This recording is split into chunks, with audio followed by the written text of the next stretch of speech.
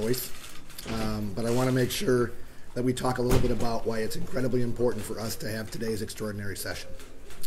As you think about where the legislature has been over the course of the past 8 years, we have had an incredible partner with Governor Walker.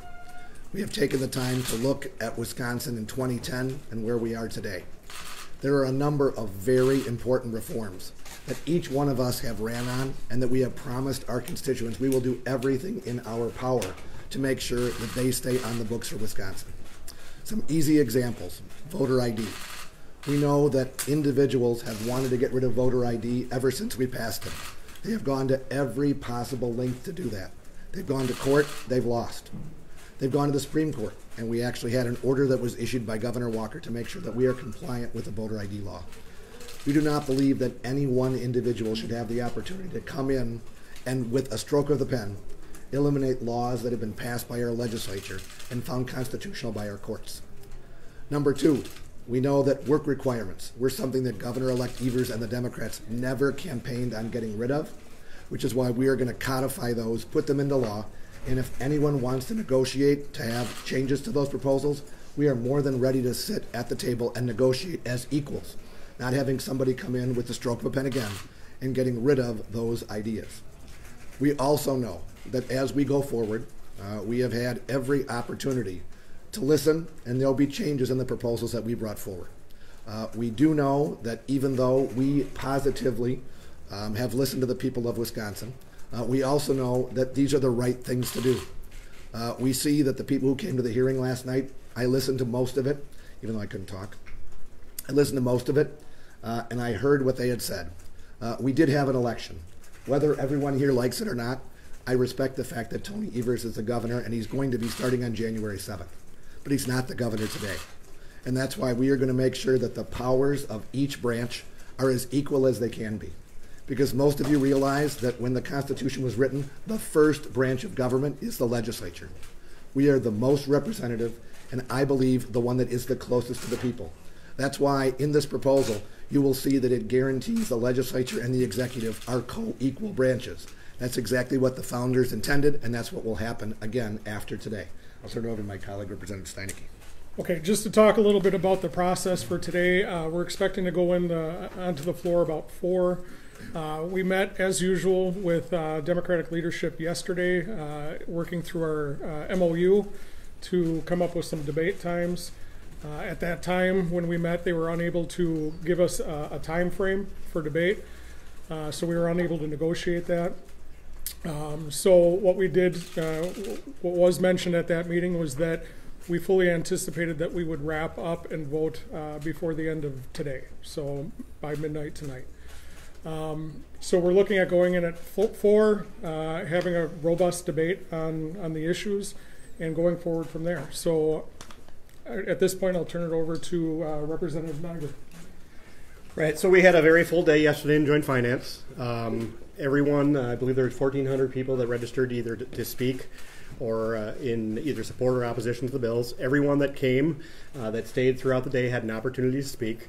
And then after we went in, once we went into an executive session, we did make some substantive changes based on some of the testimony we heard.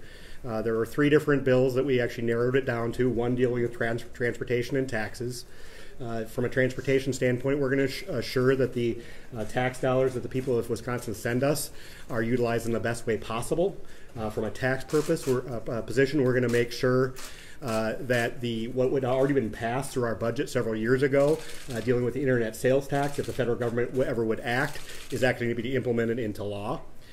From a government power standpoint, as the Speaker has already outlined, we believe that this is a issue of putting us on an equal playing field so that when Governor Evers, who has campaigned and committed since he was elected to work with the legislature, that we come at it from an even playing field where one person can't simply make a decision and the rest of us aren't at the table.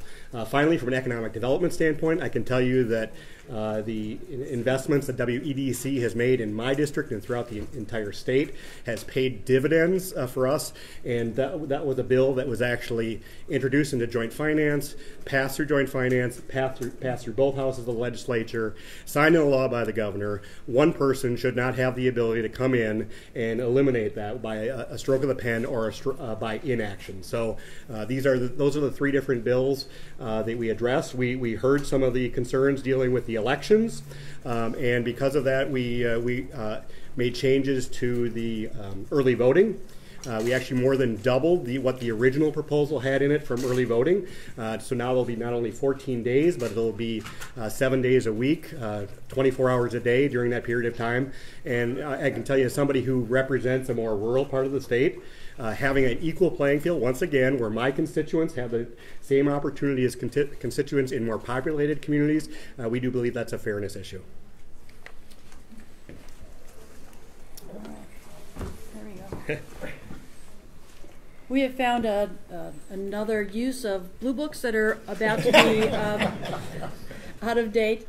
So I'm Representative Joan Ballwig. I'm the co-chair of the Joint Committee on Review of Administrative Rules, and just wanted to touch on a couple things regarding AB 1070, regarding some of the administrative rules changes. One of the things we've seen since we have been under the Walker administration for the last 8 years was a real emphasis on how important the execution of administrative rules are as part of the legislative responsibility in actually having bills come into the ability to work on a day-to-day basis. Actually, bills that we did during this entire session may not have the rules come through JCRER and the legislature during the next session.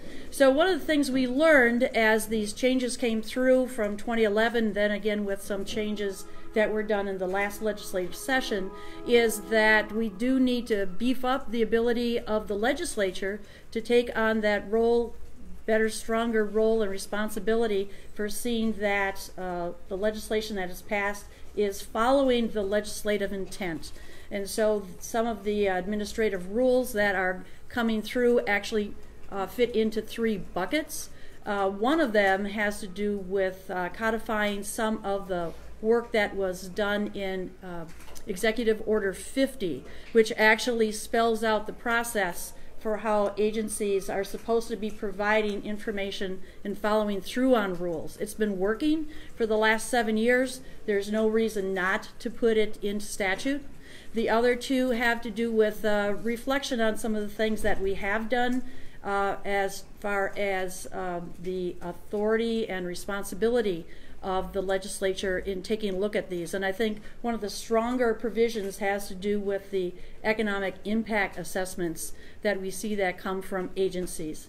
And I feel most legislators maybe have a little bit of second thoughts when our fiscal statements come through on bills. Same thing, that now that there's a stronger emphasis on the economic impact is something that will be coming through from during the rule-making process, is something that we have the ability to make sure that it's getting done right, whether it is just asking the agency to go back and think about it again, making sure that they're seeing and talking to all the stakeholders involved, or maybe even have the opportunity, as was passed in the original Wisconsin version of the RAINS Act, to do an independent economic assessment. So all of those things, I think, will put the legislature in the place to be responsible that when that legislation comes through, how it's going to be implemented to our constituencies.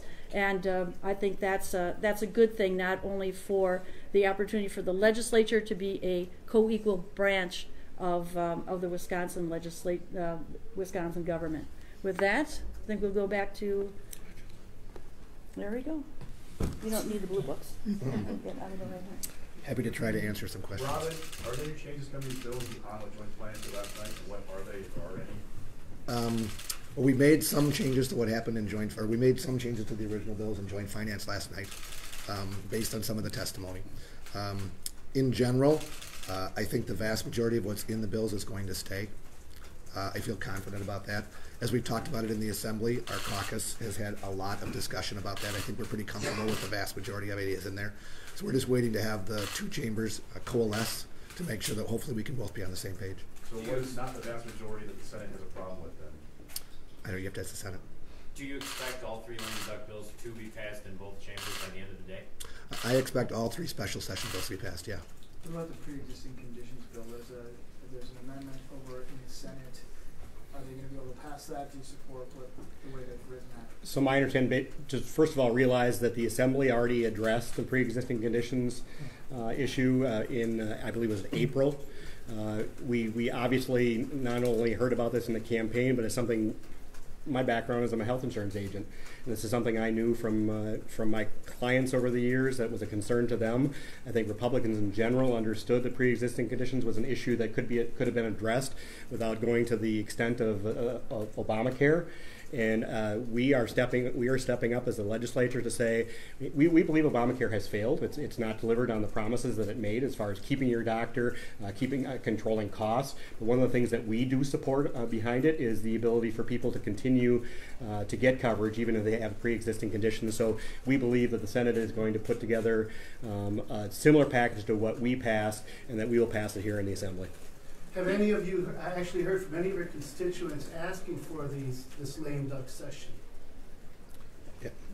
Yeah, I mean, I have actually talked to constituents, you bet I have. And the most important thing is making sure that we have the ability to negotiate. I mean, what I have heard from my constituents, and I heard it all throughout the fall, don't give in. Make sure that you keep what is in the law.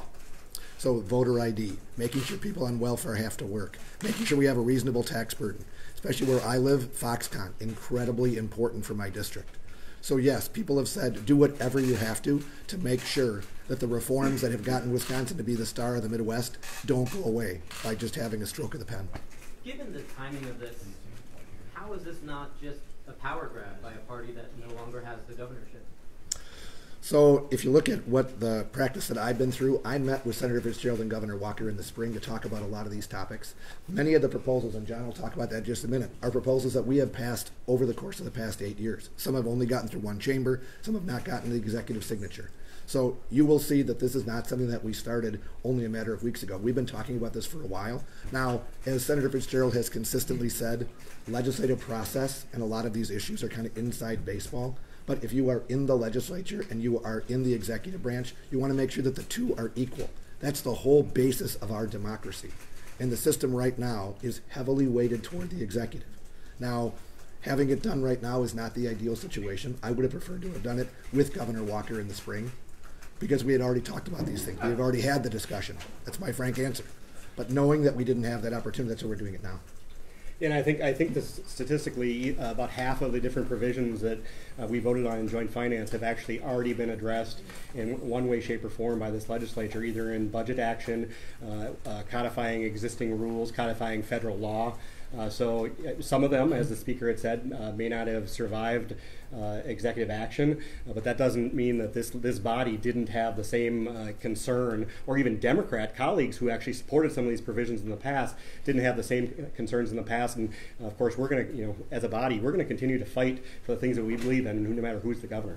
Democrats have thrown out the idea of maybe legal action after this. Are you confident that these changes will stand up in court? I am confident, but that's actually a very important part of our process. 3 equal branches of government. They have every right to go to the courts, ask the courts if what we have done is constitutional. I believe, and the advice I have been given is, everything that we have done has been within the bounds of the Constitution, and I think it'll be found that way. But of course, they have the right, that's our process, 3 co-equal branches, they have the right to go to the 3rd branch. Well, on the early voting element, why do you believe that will survive the court challenge? It's very similar limit that you put in place was struck down by a federal judge in 2016. The plaintiffs there say they'll go right back to that judge. Why do you feel it's different enough that it could withstand a court challenge before the very same judge? Well, it's totally different. If you remember, the first bill that we passed had set hours. I believe it was 8 to 8, or 7 to 8, I think it was. That we had a limit on the number of polling places where you could go in a municipality, and we had no ability to do it 24/7. So this proposal right now is you can do it on the weekend, you can do it 24/7, you can do it in as many polling places as you want. So if the city of Madison wants to have 1,000 polling places for those 2 weeks, they have every right to do that. That is totally different than the first proposal that we passed, which was more restrictive. We wanted to listen once again to what Judge Peterson said, but also do something that does not disadvantage rural areas that don't have the resources that a Madison or Milwaukee does. If it's struck down, are you concerned about the cost to taxpayers for the legal fees for the plaintiffs? Well, we're not the ones suing. Other people would be The suing. state will have to pay if it's found unconstitutional. Well, everybody has the right to sue, as I said, in the third branch of government. And of course, the state has the right to defend. We don't just say because somebody's going to sue us, we're not going to pass a bill.